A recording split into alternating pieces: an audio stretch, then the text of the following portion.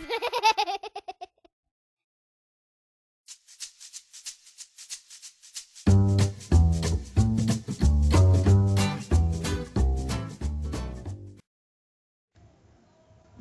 ជំរាបសួរបងប្អូនទាំងអស់គ្នា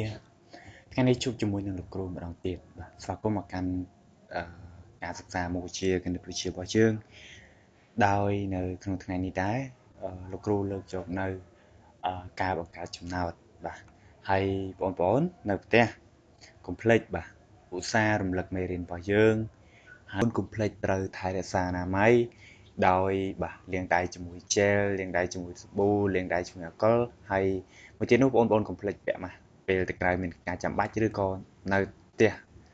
ក៏បានបើសិនជាមិនមានកិច្ចការចាំបាច់ណាត្រូវទៅក្រៅហើយនៅក្នុងថ្ងៃនេះលោកគ្រូចង់លើកយកនៅវិធីឬក៏ការបង្កើតចំណោទរបស់យើងដោយលោកគ្រូដាក់លំហាត់ចេះគឺលំហាត់កលំហាត់និងលំហាត់ខដោយក្នុងការបង្កើតចំណោទក៏លោកគ្រូធ្លាប់បានបញ្យល់ឬក៏បង្រៀនរួចរាល់ហើយមកដែរបាទដែលឡែកនៅក្នុងថ្ងៃនេះលោកគ្រូ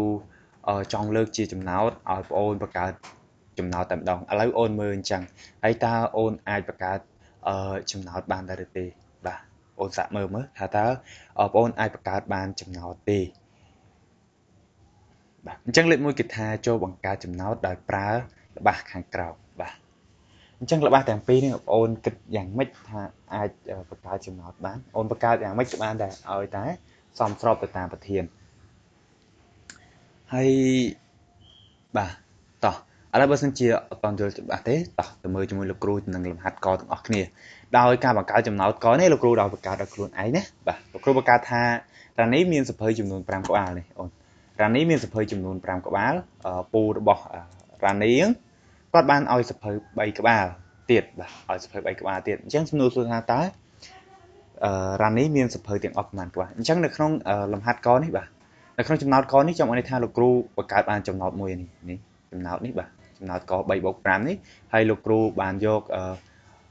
យកនេះចំណោទនេះអូនមើលនេះរ៉ានីមានសភៅចំនួន5ក្បាលអញ្ចឹងពូរបស់រ៉ានីបានឲ្យសភៅ3ក្បាលទៀតតើរ៉ានីមានសភៅទាំងអស់ប្រមាណក្បាលអញ្ចឹងអូនប្រកាសជាដឹងថាសភៅរបស់រ៉ានីសរុបទាំងអស់មានប្រមាណក្បាលបាទអូនយល់ទេកន្លែងនេះបាទអូនតាមតនលោកគ្រូទេអញ្ចឹងលោកគ្រូបញ្ជាក់ម្ដងទៀតបាទនៅក្នុងការបង្កើតចំណោទខាងក្រោមនេះគឺលោកគ្រូបានឲ្យល្បះ2ជូនទៅអូនគឺឲ្យចំណោទ2ទៅបងអូនហើយអញ្ចឹងគ្រាន់តែបងអូនមើលឲ្យបងអូនបង្កើតជាចំណោទមួយហើយចំណោទកនេះគឺលោកគ្រូបង្កើតឲ្យខ្លួនឯងគ្រាន់តែជាឧទាហរណ៍ជូនបងប្អូនតែប៉ុណ្ណោះអញ្ចឹងនៅក្នុងលំហាត់កនេះគេថារ៉ានីមានសភៅចំនួន5ក្បាលអញ្ចឹងពូរបស់រ៉ានីបានឲ្យសភៅ3ក្បាលទៀតតើរ៉ានីមានសភៅទាំងអស់ប្រមាណក្បាលតាមគំនិតរបស់បងអូនតើបងអូនបង្កើតខុសពីលោកគ្រូឬក៏បងអូនបង្កើតមិននៅក្នុងចង់ន័យថានៅក្នុងការបង្កើតចំណោទរបស់យើងបាទតោះឥឡូវយើងទៅមើលនៅចំណោទខវិញម្ដងនៅក្នុងចំណោទខវិញនៅក្នុងចំណោទខនេះលោកគ្រូបានសេថារក្សាមានប្រដាប់បាទមានប្រដាប់ផាត់ពណ៌7ដើមបាទពីទូបានឲ្យបាទបន្ថែម6ដើមទៀតអញ្ចឹងគេសួរថាតើរក្សាមានប្រដាប់ផាត់ពណ៌បាទទាំងអស់ប្រមាណដើមបាទនេះក៏ជាការបង្កើតចំណោទមួយដែរអញ្ចឹងអូនមើលនេះអូនមើលថាខនេះអូនមើលណាបាទខនេះ6+7នេះហើយលោកគ្រូបានយក7នេះដោយរក្សានេះគាត់មានប្រដាប់ផាត់ពណ៌7ដើមបន្ទាប់មកពីទូបានឲ្យ6ដើមបន្ថែមទៀតបាទបន្ថែម6ដើមទៀតអញ្ចឹងសំណួរស្ថាតើរក្សាមានប្រដាប់ផាត់ពណ៌ទាំងអស់ប្រមាណដើមហ្នឹងហើយបងអូនអញ្ចឹងអូនប្រកាសជាដឹងហើយថារក្សាមានប្រដាប់ផាត់ពណ៌ប្រមាណដើមបាទបើសិនជាអត់ទាន់ដឹងទេតោះឥឡូវទៅមើលជាមួយនឹងលោកគ្រូទាំងអស់គ្នានៅក្នុងចម្លើយអញ្ចឹងអូនយល់ទេនៅក្នុងការបង្កើតចំណោទហ្នឹងបាទអូនយល់ទេនៅក្នុងការបង្កើតចំណោទបាទអញ្ចឹងលំហាត់កនេះបាទរ៉ានីមានសភៅ5ក្បាលដោយសភៅរបស់គាត់ណាបាទអញ្ចឹងពូរបស់រ៉ានីបានឲ្យគាត់3ក្បាលទៀតបាទអញ្ចឹងប្រកាសសំណួរថាតើរ៉ានីមានសភៅទាំងអស់ប្រមាណក្បាលអញ្ចឹងនៅក្នុងចំណុចខវិញចំណុចខក៏ដូចតែគ្នាដែរបាទប៉ុន្តែលោកគ្រូលើកយកនៅផ្នែកផ្សេងដោយរក្សាគាត់មានប្រដាប់ផាត់ពណ៌វិញម្ដងអញ្ចឹងប្រដាប់ផាត់ពណ៌របស់រក្សានឹងក៏មានចំនួន7ដើមហើយពីទូបានឲ្យបន្ថែមចំនួន6ដើមទៀតអញ្ចឹងគេសួរថាតើរក្សាមានប្រដាប់ផាត់ពណ៌ទាំងអស់ប្រមាណដើមបាទតោះឥឡូវទៅមើលចម្លើយជាមួយលោកគ្រូទាំងអស់គ្នាដោយក្នុងចម្លើយនេះបាទចម្លើយកគឺយក3+5ស្មើនឹង8អញ្ចឹងប្រមាណវិធីរបស់យើងគឺយក3+5មែនអត់យក3+5ស្មើនឹង5 8 ចឹងនេះ3បូក5ស្មើនឹង8សរសេរលេខ5 8បាទអញ្ចឹងចម្លើយខរបស់យើងគឺស្មើនឹង8ក្បាលដូចនេះរ៉ានីមានសភៅបាទចំនួន8ក្បាលបាទអញ្ចឹងអូនយល់លេខកន្លែងហ្នឹងបាទដូចនេះរ៉ានីមានសភៅចំនួន8ក្បាលអញ្ចឹងមិញលោកគ្រូបានលើកជាចំណោទឲ្យបងអូននេះចំណោទនេះគឺលោកគ្រូបានលើកយកនៅចំណោទចម្លើយករបស់យើងហើយនេះកនេះដែលលោកគ្រូបង្ហាញជូនបងអូននេះបាទ3បូក5បាទនៅក្នុងការបង្កើតចំណោទរបស់យើងហើយនេះគឺជាការដោះស្រាយចំណោទរបស់យើងអញ្ចឹងអូនមើលឲ្យប្រកាសអូនប្រកាសជាយល់ហើយមែនអត់បាទយល់ទេអូនបាទប្រកាសជាយល់អញ្ចឹង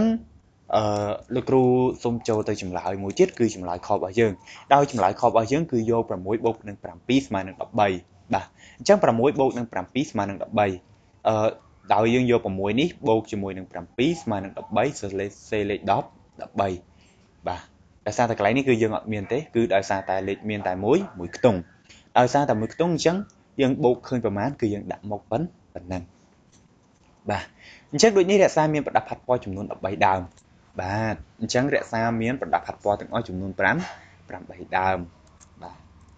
ទឥឡូវបងប្អូនសាកមើលថាតើត្រង់ចំណុចណាមួយដែលអូនមិនយល់ទាំងការបង្កើតចំណោទទាំងការដោះស្រាយចំណោទរបស់យើងបាទអូនមើលតើអូនទាន់ទេបាទត្រង់កន្លែងណាហើយអូនថាអូលោកគ្រូខ្ញុំអត់យល់ទេកន្លែងនេះបាទឥឡូវអូនមើលសិនមើលហើយប្រាប់អូលោកគ្រូកន្លែងនេះខ្ញុំយល់ហើយបាទអញ្ចឹងនៅក្នុងថ្ងៃនេះបាទនៅក្នុងថ្ងៃនេះលោកគ្រូមានតែប៉ុណ្្នេះទេមកធ្វើការបង្ហាញជូនបងប្អូនគឺក្នុងការបង្កើតចំណោទរបស់យើងដោយក្នុងការបង្កើតចំណោទរបស់យើងនេះលោកគ្រូបានឲ្យបងប្អូនបាទមើលហើយលោកគ្រូបានបង្កើតជាចំណោទមួយដើម្បីឲ្យបងប្អូនបានយល់នៅក្នុងការបង្កើតចំណោទរបស់យើងបាទអញ្ចឹងសម្រាប់ថ្ងៃនេះលោកគ្រូបង្ហាញជូនបងប្អូនតែប៉ុណ្្នេះទេអញ្ចឹងបងប្អូននៅផ្ទះកុំភ្លេចខិតខំសិក្សារៀនសូត្រហើយស្រាវជ្រាវបន្ថែមបាទដោយស្វ័យសិក្សាខិតខំដូចជាសរសេរដាក់សភៅហើយធ្វើវាជាច្រើនដងច្រើនសារទៅអញ្ចឹងបងប្អូននឹងយល់ទេបងប្អូនធ្វើម្ដងវាអត់ទាន់ច្បាស់ទេវានៅស្ពេចស្ពើអញ្ចឹងម្ដងទៀតបងប្អូនប្រកាសជារៀនប្រន់បាយជាងមុនប៉ុន្តែបើសិនជាអូនអត់ធ្វើសោះបានន័យថាគឺវាអត់យល់ទេវាស្មើនឹងទៅទេទោះបីពេលខ្លះលោកគ្រូបញ្យល់ទៅអូនយល់បាទអូនយល់សឹងថា60%ឯងប៉ុន្តែបើសិនជាអូនអត់ធ្វើទៀតអូនទៅដល់ផ្ទះអូនទុកវាចោលអញ្ចឹងន័យថាវាផ្លេច60%វាអាចនឹងសល់តែ30%ទេបាទយល់អូនបាទអញ្ចឹងនៅក្នុងថ្ងៃនេះលោកគ្រូបានជូនបងប្អូនតែប៉ុណ្្នេះទេបាទអរគុណច្រើនសម្រាប់ការសិក្សាហើយលោកគ្រូសូមផ្ដាំចុងក្រោយថាបាទត្រូវចេះចេញឲ្យឆ្ងាយបាទត្រូវនិយាយទេថាចំពោះគ្រឿងញៀនបានបំផ្លាញខ្លួនឯងគ្រួសារនិងសង្គមជាតិបាទហើយពិសេសមកបានធ្វើឲ្យសង្គមជាតិអន់ថយថែមទៀតផងអញ្ចឹង